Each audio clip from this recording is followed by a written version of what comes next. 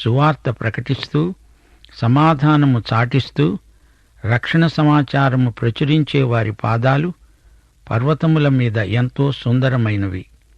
భూదిగంత నివాసులందరూ మన దేవుని రక్షణ చూస్తారు అంటూ యెషయా ప్రవక్త 52వ అధ్యాయం 7వ వచనంలో పలికాడు.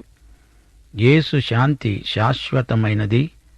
కలవరాన్ని, వెరపును అధిగమించే శాంతిని యేసు మనకు అనుగ్రహించాడు.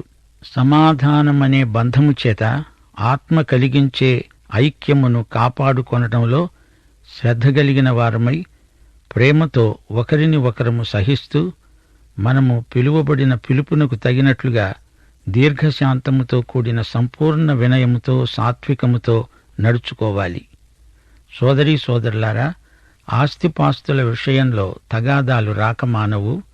వస్తే ఇస్సాకు వైఖరి ఎంతైనా అనుసరించదగినది. విద్వేషం ఉన్న చోట ప్రేమను, సందేహము ఉన్న చోట విశ్వాసాన్ని ప్రకల్పన చేసేదే శాంతి మార్గం.